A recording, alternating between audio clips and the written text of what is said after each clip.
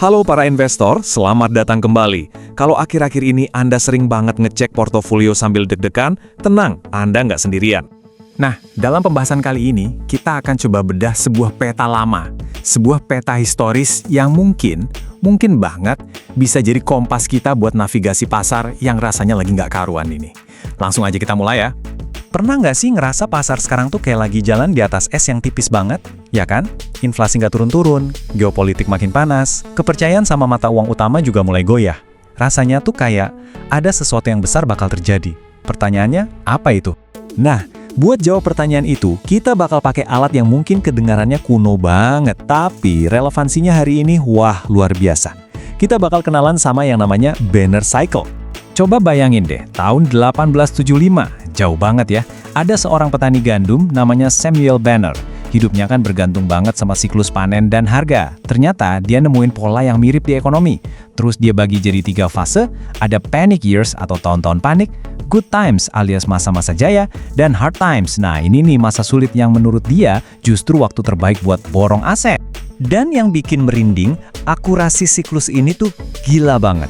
Dia bisa nebak depresi besar tahun 1929, krisis minyak tahun 70-an, sampai pecahnya gelembung.com tahun 2000. Nah, menurut peta Banner ini, kita sekarang lagi di masa transisi menuju panic years berikutnya nih. Puncaknya diperkirakan sekitar tahun 2025 sampai 2026. Tapi, ada tapinya nih, siklus kali ini tuh beda. Ada lapisan masalah yang jauh lebih dalam. Ini bukan sekedar koreksi pasar biasa loh. Kenapa? Karena ini terjadi berbarengan sama krisis fundamentalnya sistem mata uang fiat itu sendiri. Gampangnya, jangkar ekonomi global yang selama ini kita pegang, dolar AS, itu udah mulai rapuh. Coba lihat angka ini, 1037 ton. Itu jumlah emas yang diborong bank sentral di seluruh dunia cuma di tahun 2023. Rekor tertinggi kedua sepanjang sejarah. Ini bukan cuma investasi biasa teman-teman. Ini tuh sebuah statement. Negara-negara besar lagi rame-rame cari sekoci di luar sistem dolar. Dan di sisi lain, ini dia biang keladinya. Utang global. Angkanya udah nembus 315 triliun dolar. Gila kan? Di sistem di mana uang bisa dicetak terus-terusan, utang segede ini tuh resep pasti buat nilai mata uang anjlok. Jadi yang nggak heran kalau sekarang ada pergeseran besar-besaran dari aset kertas ke aset real. Oke. Jadi kita udah punya 2 petunjuk besar nih. 1, siklus historis yang nunjuk ke arah kepanikan. 2, sistem keuangan global yang keropos. Pertanyaan selanjutnya, data spesifik apa sih yang bikin tahun 2025-2026 ini jadi super krusial? Ada 3 sinyal bahaya utama yang lampunya lagi nyala merah terang. Yuk kita bedah satu-satu, karena data-data inilah yang benar-benar harus kita pantau. Sinyal pertama, inversi kurva imbal hasil. Dengar namanya mungkin ribet, tapi sederhananya gini. Ini tuh indikator resesi paling akurat sepanjang sejarah. Kalau investor minta bunga lebih tinggi buat utang jangka pendek ketimbang jangka panjang, itu artinya mereka takut banget sama masa depan ekonomi. Dan sinyal ini udah nyala terus dari akhir 2022. Lanjut, sinyal kedua dan ketiga ini saling nyambung. Pertama, transisi ke energi hijau ternyata mulai ganggu sistem petrodolar. Itu loh, kesepakatan di mana minyak harus dibeli pakai dolar yang jadi tulang punggung dolar selama puluhan tahun. Nah, di saat yang sama, dunia juga lagi pecah jadi blok-blok ekonomi yang saling saingan. Ini bahaya banget buat rantai pasok dan perdagangan global. Dan ini bukan ancaman kaleng-kaleng loh. IMF sampai memproyeksikan kalau perpecahan ini bisa motong PDB global sampai 7%. Biar kebayang, krisis finansial 2008 yang heboh itu cuma motong PDB global sekitar 1,7%. Jadi, kebayangkan seberapa serius potensi guncangan kali ini? Oke, lihat semua data ini bikin pusing ya. Terus, kita sebagai investor harus gimana dong? Nah, sejarah dan logika dari Banner Cycle ini sebenarnya ngarah ke satu strategi utama. Pindah fokus, dari aset kertas ke aset nyata. Gampangnya gini, di satu sisi kita punya aset kertas kayak uang fiat dan obligasi. Ini rentan banget sama inflasi, nilainya bisa kegerus. Di sisi lain, ada aset nyata. Contohnya emas, komoditas strategis kayak energi dan pangan. Barang-barang yang punya nilai asli dan gak bisa dicetak seenaknya sama pemerintah. Bank-bank sentral dunia udah pada gerak ke arah sini loh, dan itu petunjuk yang jelas banget buat kita. Tapi, penting banget buat dicatat ya. Tujuan kita ngobrolin ini semua bukan buat nakut-nakutin atau bikin panik. Sama sekali bukan. Tujuannya adalah biar kita siap. Coba kita lihat gambaran besarnya. Kutipan ini ngena banget, kita tidak sedang berada di akhir dunia, melainkan di akhir sebuah siklus. Sejarah ekonomi itu ya soal siklus. Panik itu bagian dari bersih-bersih yang justru seringkali melahirkan peluang paling luar biasa buat mereka yang siap. Jadi, ini bukan halaman terakhir buku, cuma akhir dari satu bab aja. Dan ini langsung bawa kita ke pertanyaan besar selanjutnya. Kalau jangkar nilai yang lama, si petrodolar udah mulai lemah. Terus jangkar barunya apa? Nah, di pembahasan kita berikutnya, kita akan dalami kenapa energi, terutama energi hijau, yang diukur dalam kilowatt hour, disebut-sebut bisa jadi emas baru. Kenapa ini bisa jadi lindung nilai paling pamungkas terhadap inflasi di era yang baru ini? Kita akan membahas sebuah solusi strategis yang sangat relevan di tengah gejolak ekonomi sekarang. Judulnya, Revolusi KWA dan kenapa energi hijau bisa jadi benteng pertahanan utama Anda melawan inflasi. Kalau Anda ingat, di pembahasan kita sebelumnya soal siklus Banner, kita sampai pada kesimpulan bahwa kita ini ada di ambang tahun panik, sebuah periode yang penuh gejolak. Nah, dari situ kan muncul pertanyaan yang krusial banget. Saat nilai uang kertas kita terus-terusan digerus inflasi, aset Anda mau berlindung di mana? Oke, mari kita bedah dulu akar masalahnya. Selama puluhan tahun ini, nilai ekonomi global itu kan ditopang sama sistem petrodolar. Tapi, guncangan yang terjadi sekarang ini memaksa dunia untuk mencari standar nilai yang baru, yang jauh lebih stabil, semacam jangkar baru yang kebal sama kebijakan moneter yang longgar atau drama geopolitik. Sepanjang sejarah, jangkar nilai ini tuh selalu berevolusi. Dulu kita pakai era emas, yang stabil tapi ya pasif. Terus kita geser ke era minyak, yang emang menggerakkan industri tapi sifatnya eksploitatif. Nah, sekarang kita sedang menyaksikan pergeseran fundamental berikutnya. Kita menuju era kilowatt hour atau kilowatt hour, era yang dibangun di atas fondasi yang produktif dan universal untuk kehidupan modern. Coba deh kita bandingkan langsung. Emas itu cuma disimpan, dia nggak menghasilkan apa-apa, nggak produktif. Minyak, oke, penting, tapi jumlahnya terbatas dan sering jadi alat geopolitik. Nah, beda banget sama KWH dari energi hijau. Sifatnya itu produktif. Tanpa listrik, ekonomi modern itu berhenti total. Plus, dia berkelanjutan dan terdesentralisasi. Ini perubahan paradigma yang fundamental banget. Nah, inilah inti dari revolusinya. Kita harus mulai melihat kilowatt hour itu bukan sekedar unit buat bayar tagihan listrik, tapi sebagai standar nilai baru yang stabil dan, ini kata kuncinya, produktif. Konsep dasarnya itu namanya mata uang berbasis energi. Gini deh cara mikirnya. Anda bisa mencetak triliunan dolar dari udara kosong. Betul? Tapi Anda nggak bisa mencetak 1 kilowatt hour listrik.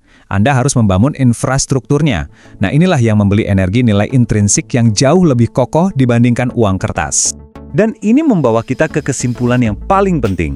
Energi hijau itu bukan lagi sekedar solusi buat lingkungan. Lupakan itu sejenak. Sekarang, ia adalah instrumen lindung nilai finansial premium untuk melawan inflasi mata uang fiat yang sistemik. Coba perhatikan angka ini, minus 89%. Menurut data IRENA, biaya untuk menghasilkan listrik dari tenaga surya itu anjlok sedalam itu cuma dalam 1 dekade terakhir. Ini adalah kekuatan deflasi dari teknologi yang luar biasa dahsyat. Disinilah letak keajaiban lindung nilainya. Coba lihat grafiknya. Di satu sisi, biaya teknologi energi hijau terus turun drastis. Di sisi lain, nilai uang kertas kita terus digerogoti inflasi. Poin kuncinya di sini. Dengan memegang aset energi, Anda itu memegang sesuatu yang biaya produksinya turun, sementara nilai fundamental dan permintaannya terus naik. Dan ini bukan cuma teori loh. Perusahaan-perusahaan raksasa di dunia udah melakukannya lewat yang namanya Power Purchase Agreements atau PPA. Gampangnya, mereka itu ngunci harga listrik untuk 10-20 tahun ke depan. Ini secara efektif mengubah biaya energi yang tadinya naik turun jadi arus kas yang stabil dan bisa diprediksi. Fungsinya jadi mirip banget kayak obligasi jangka panjang. Dan kita nggak ngomongin skala kecil di sini. Angkanya masif. Menurut Bloomberg NF, di tahun 2022 aja, perusahaan-perusahaan di seluruh dunia itu memborong rekor 36,7 gigawatt energi bersih lewat PPA. Ini bukti kalau model ini bukan lagi konsep masa depan, tapi strategi bisnis yang udah jalan dan terbukti. Tapi ceritanya nggak berhenti di listrik doang. Revolusi ini melahirkan kelas aset yang benar-benar baru dan sangat potensial. Ia menciptakan komoditas turunan yang bisa diperdagangkan. Pertama, ada hidrogen hijau. Coba bayangkan ini sebagai emas cair di era energi baru. Kenapa? Karena dia bisa disimpan, bisa diangkut, dan bisa dipakai sebagai bahan bakar untuk industri berat. Ini membuatnya jadi komoditas energi yang super fleksibel dan berharga. Skala potensinya? Gila-gilaan. Goldman Sachs itu memproyeksikan pasar hidrogen hijau bisa mencapai nilai fantastis, 11 triliun dolar pada tahun 2050. Ini bukan main-main, ini adalah peluang pasar yang skalanya setara dengan komoditas raksasa lainnya. Aset baru yang kedua adalah kredit karbon. Anggap saja ini semacam mata uang karbon. Nah, bagi kita para investor, ini menarik banget karena dia menciptakan aliran pendapatan yang sama sekali nggak ada korelasinya dengan kebijakan bank sentral. Nilainya murni didasarkan pada komitmen dekarbonisasi global. Oke, sekarang kita udah punya semua kepingan puzzle-nya. Mari kita rangkai semua ini jadi sebuah strategi investasi yang bisa langsung dijalankan. Dan kita kaitkan lagi dengan prediksi siklus Banner. Strateginya sebenarnya logis banget, cuma ada 3 langkah. Pertama, identifikasi. Sadari kalau kita sekarang ini ada di periode masa sulit atau kepanikan, di mana harga aset lagi tertekan. Kedua, akumulasi. Justru di saat seperti inilah jendela kesempatan terbuka untuk nyicil aset produktif seperti infrastruktur energi hijau dengan biaya yang lebih murah. Ketiga, manfaatkan. Pegang terus aset-aset ini dan panen keuntungannya saat siklus harga tinggi berikutnya datang lagi yang pasti akan datang. Pada akhirnya, tesis utama kita ini mengerucut pada satu visi besar ini. Kita sedang bergerak menuju dunia di mana nilai uang itu bukan lagi didasarkan pada janji pemerintah, tapi pada klaim yang nyata atas sejumlah energi yang produktif. Inilah jangkar yang sesungguhnya. Jadi, saat kita melihat energi sebagai fondasi ekonomi masa depan, ada satu pertanyaan lagi yang menggantung. Ada satu aset lain yang sama fundamentalnya yang lagi diakumulasi diam-diam oleh para investor cerdas. Pernah kepikiran nggak, kenapa para miliarder sekarang ini justru sibuk memborong lahan pertanian dan pupuk? Nah, kita akan bongkar geopolitik pangan di pembahasan kita selanjutnya. Kita akan bedah satu strategi yang kelihatannya sunyi, tapi sedang dimainkan oleh para pemain kelas kakap di panggung global. Pertanyaannya, kenapa sih para miliarder teknologi tiba-tiba seakan berlomba memborong aset paling dasar yang menopang peradaban kita? Jawabannya, saya jamin, akan mengubah cara Anda melihat investasi dan keamanan. Kalau Anda ingat, di pembahasan kita sebelumnya, kita sepakat kalau energi itu adalah lindung nilai utama atau the ultimate hedge terhadap inflasi. Ya, energi itu kan ibarat darah bagi industri modern. Tapi ternyata ada aset yang lebih fundamental lagi. Bukan cuma darah, tapi ini adalah detak jantung dari peradaban itu sendiri. Dan ini membawa kita ke pertanyaan yang kelihatannya sederhana, tapi sebetulnya sangat dalam. Kok bisa para raksasa teknologi, orang-orang seperti Bill Gates atau Jeff Bezos yang membangun kerajaannya di dunia digital, di dunia kode, tiba-tiba secara masif mengakuisisi lahan pertanian? Apa sih yang mereka lihat yang mungkin kita semua lewatkan? Nah, anomali inilah bagian pertama dari teka-teki kita. Kita sebut saja perebutan lahan. Sedang terjadi sebuah pergeseran kekayaan yang luar biasa besar, tapi senyap dari kode-kode digital, dari saham ke tanah fisik, ke sumber daya paling dasar, tanah, air, dan juga pupuk.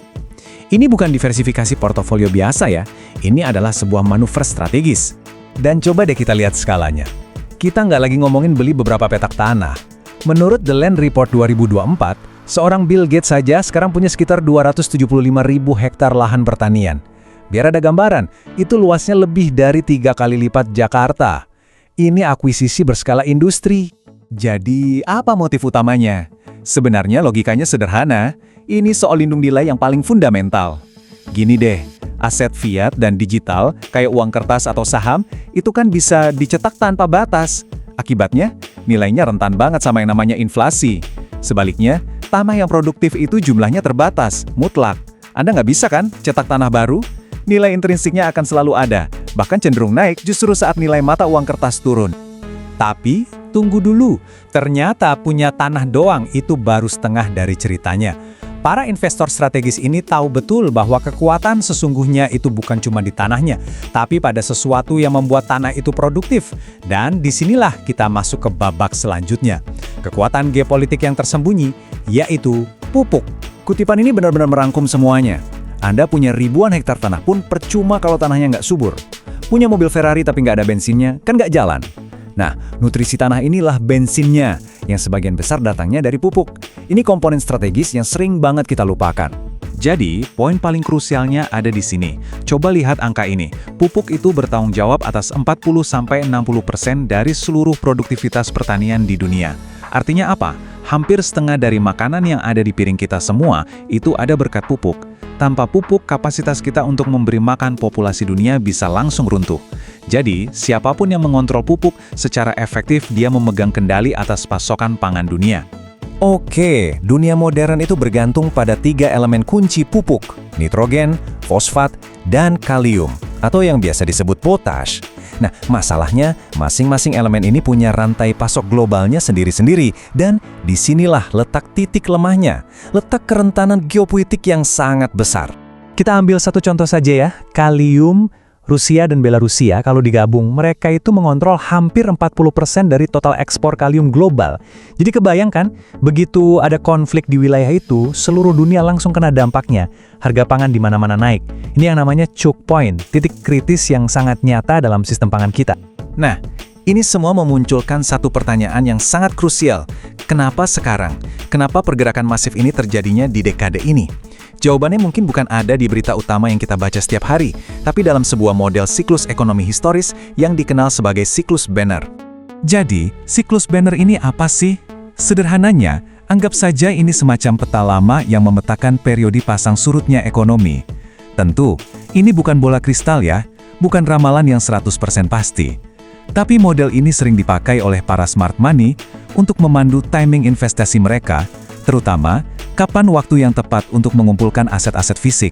Nah, menurut siklus ini, kita sekarang ini sedang berada di ambang periode yang disebut tahun-tahun panik, kira-kira dari tahun 2024 sampai 2026, yang diprediksi bakal diwarnai volatilitas komoditas yang ekstrem. Ini nyambung balut kan, karena fase sebelumnya yang disebut masa sulit, justru jadi periode akumulasi bagi investor cerdas. Mereka borong aset fisik seperti tanah dan komoditas pas harganya lagi murah, sebelum kepanikan pasar bikin nilainya meroket. Jadi, para miliarder ini bukan bereaksi terhadap berita, mereka membaca siklus.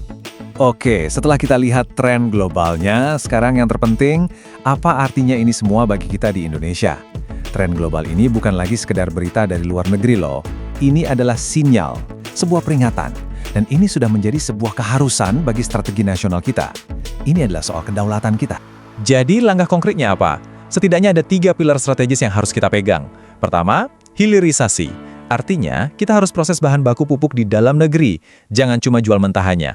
Biar nilai tambahnya kita yang dapat, dan yang terpenting, kita bisa putus ketergantungan impor. Kedua, integrasi yang cerdas antara sektor pangan, energi, dan air. Dan ketiga, kita butuh kemitraan teknologi strategis untuk mengakselerasi inovasi di bidang pupuk. Ujung-ujungnya, ini semua mengubah cara kita memandang keamanan nasional. Di era yang serba tidak pasti ini, kedaulatan sejati sebuah negara itu bukan lagi cuma diukur dari seberapa banyak dolar yang kita punya di bank sentral, tapi seberapa kuat kendali kita atas apa yang ada di piring makan rakyat kita. Pangan adalah instrumen kekuatan yang baru. Nah, ini meninggalkan kita dengan satu pertanyaan besar. Dengan posisi geografis kita yang strategis dan sumber daya alam yang melimpah, kalau kita benar-benar mengambil langkah-langkah strategis ini, mampukah Indonesia mentransformasi dirinya menjadi poros baru dunia? Bukan cuma untuk energi, tapi juga untuk pangan? Master plan strategis untuk menjawab pertanyaan itu akan kita bedah tuntas di pembahasan kita selanjutnya. Oke, teman-teman investor. Kalau Anda lagi cari pegangan di tengah pasar global yang, ya kita tahu lah ya, lagi gonjang-ganjing, Anda datang ke tempat yang tepat. Kali ini kita nggak cuma ngomongin tren sesaat, tapi kita akan bedah tuntas sebuah tesis investasi fundamental. Tesis yang memposisikan Indonesia sebagai bisa dibilang safe haven atau suaka aman global untuk era berikutnya. Coba ingat lagi deh pembahasan kita sebelumnya soal senjata sunyi. Soal gimana para miliarder itu diam-diam ngumpulin aset yang paling dasar di bumi ini. Lahan dan pupuk. Itu kan intinya soal hedging. Soal gimana mereka ngamanin kekayaan mereka dengan aset real yang produktif. Nah, itu permainan bertahan, tapi skalanya masih individu.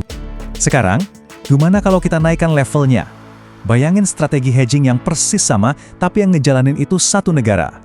Rencana induk yang akan kita bongkar ini adalah jawaban Indonesia atas 2 tsunami besar yang lagi mengubah dunia, kepanikan moneter global dan revolusi energi hijau.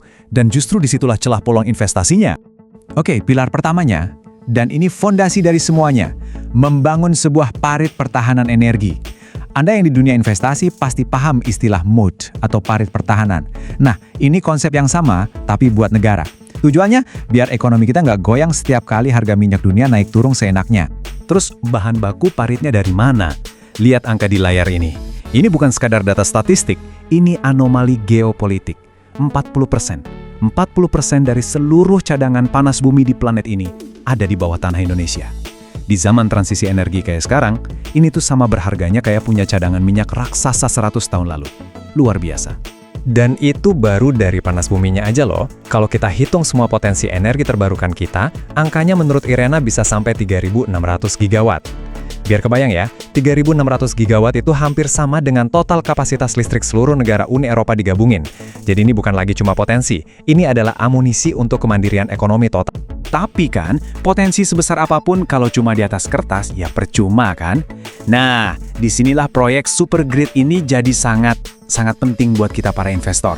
Ini adalah proyek raksasa yang bakal nyambungin semua sumber energi tadi ke pabrik-pabrik dan pusat industri.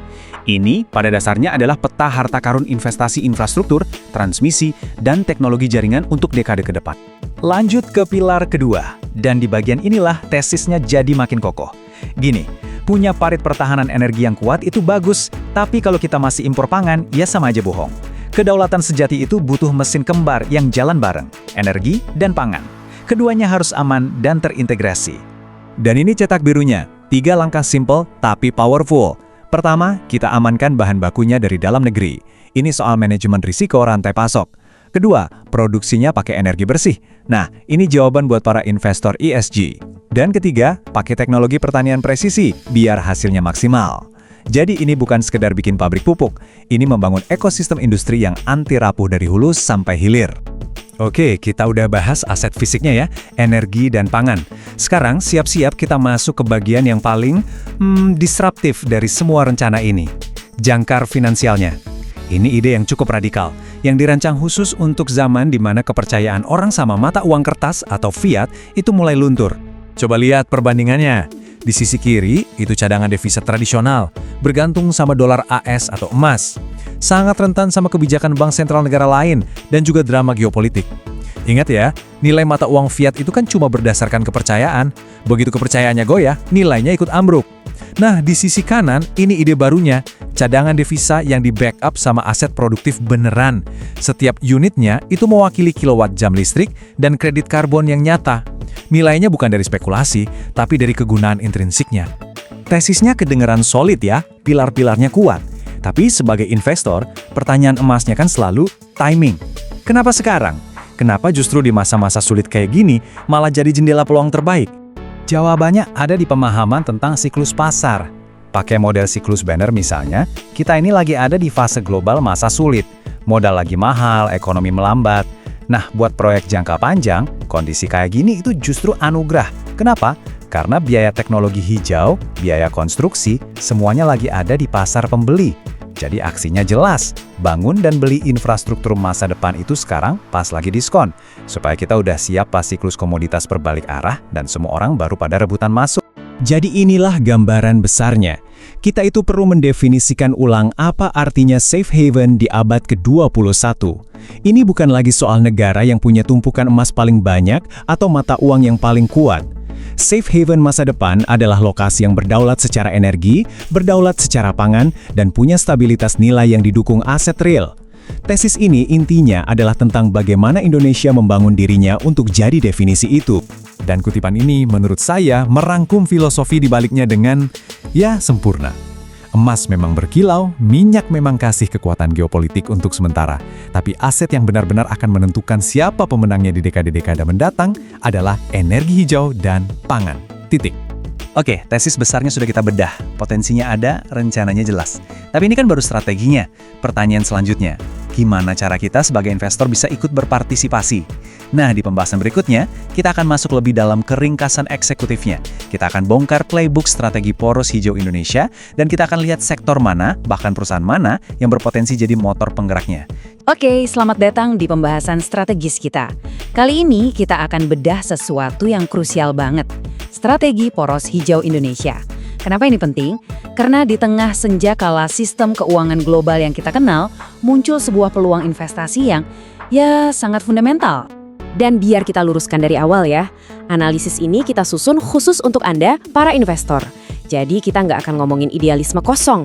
Fokus kita adalah bagaimana pergeseran makroekonomi global ini yang kelihatannya seram justru membuka peluang investasi langka yang bisa benar-benar mengubah portofolio Anda. Agenda kita simpel aja. Pertama, kita lihat kenapa sistem fiat global ini lagi di ujung tanduk. Kedua, kita cari tahu apa jangkar nilai yang baru, yaitu energi dan pangan. Ketiga, kita zoom in ke visi Indonesia buat jadi safe haven. Dan terakhir, yang paling penting, master plan dan aksi strategisnya. Yuk, kita mulai!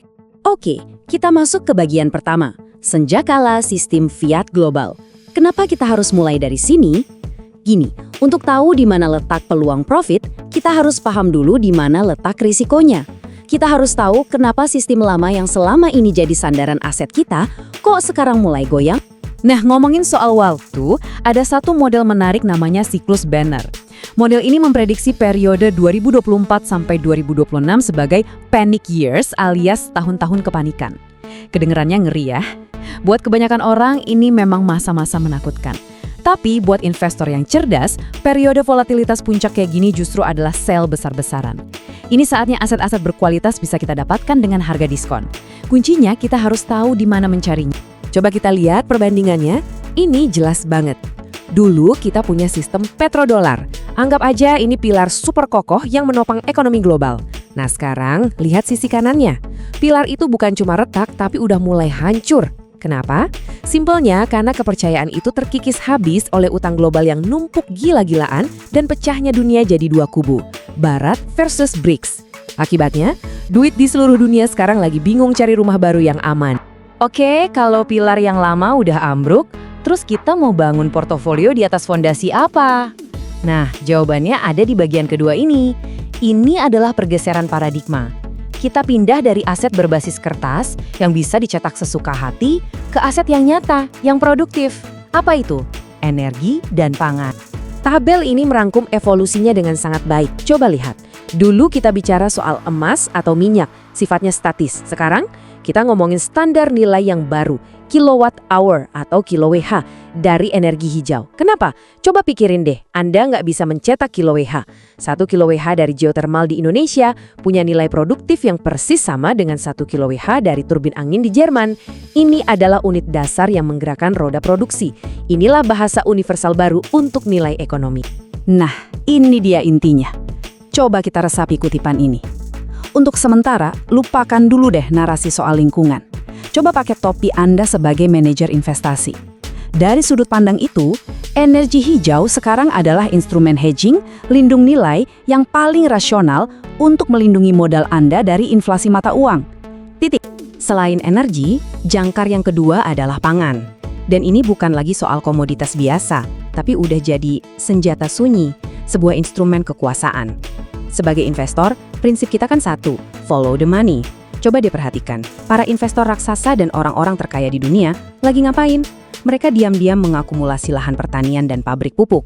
Ini bukan kebetulan, ini adalah langkah catur strategis untuk menguasai aset paling vital di masa depan.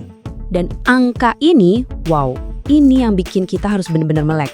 Coba bayangkan, sekitar 40-60% dari seluruh makanan di piring kita itu eksistensinya bergantung pada industri pupuk. Artinya apa? Siapapun yang mengendalikan pasokan pupuk, dia secara efektif memegang remote kendali ketahanan pangan global. Ini adalah choke point strategis yang luar biasa. Nah, sekarang kita bawa semua pembicaraan global ini pulang ke rumah, ke Indonesia. Di tengah badai global ini, di mana posisi kita? Nah, disinilah visinya. Visi Indonesia itu jelas, kita bukan mau jadi korban, tapi justru jadi safe haven, tempat berlindung yang aman. Caranya dengan memainkan kartu-kartu truf strategis yang kita punya. Master plan-nya itu berdiri di atas 3 pilar utama. Simple tapi kuat. Pilar pertama, kedaulatan energi. Manfaatin geothermal dan hidro kita. Kedua, hilirisasi pupuk, biar kita berdaulat soal pangan. Dan yang ketiga, ini dia game changer-nya, inovasi di bidang moneter. Nah, ini dia inovasinya, yang kita sebut Green Energy Reserve Fund. Sederhananya gini deh, bayangin cadangan devisa kita itu nggak lagi cuma di backup sama surat utang Amerika atau tumpukan emas di brankas, tapi di backup oleh aset real yang produktif yang menghasilkan. Apa itu? Kapasitas pembangkit listrik geothermal dan hidro kita. Ini sama saja mengubah kekayaan alam kita yang selama ini tidur menjadi kekuatan finansial yang aktif, yang pastinya jauh lebih stabil dari sekedar kertas. Dan akhirnya kita sampai di bagian paling penting, aksi. Karena visi tanpa eksekusi itu cuma halusinasi kan? Di bagian terakhir ini kita akan bahas langkah-langkah konkret yang bisa mengubah semua master plan tadi jadi keuntungan yang nyata. Jadi, ada 3 call to action utamanya. Pertama, percepat pembangunan infrastruktur. Justru di masa sulit atau hard times, biaya modal bisa lebih kompetitif. Kedua, sinergikan kebijakan energi bersih dengan produktivitas pertanian. Jangan jalan sendiri-sendiri. Dan ketiga, ini yang paling penting buat kita sebagai investor, lakukan hedge secara nasional. Maksudnya, stop cuma jualan tanah dan air alias komoditas mentah. Mulai jadi penyedia solusi bernilai tinggi, kayak kredit karbon dan energi bersih. Sebagai penutup, kutipan ini merangkum semuanya dengan sempurna. Di era baru ini, kedaulatan sebuah negara dan yang paling penting buat kita, stabilitas investasinya, itu udah nggak diukur dari berapa banyak tumpukan emas atau dolarnya, tapi dari kapasitasnya menghasilkan energi bersih secara mandiri dan kemampuannya ngasih makan rakyatnya. Itulah fondasi ekonomi real yang nggak bisa didevaluasi oleh bank sentral manapun. Tentu saja, penting banget untuk diingat ya, semua ini adalah kerangka strategis untuk memandu pemikiran Anda. Pada akhirnya, setiap keputusan investasi saham itu 100% tanggung jawab Anda pribadi. Jadi, gunakan analisis ini sebagai titik awal, tapi selalu lakukan riset mendalam Anda sendiri. Terima kasih sudah menyimak.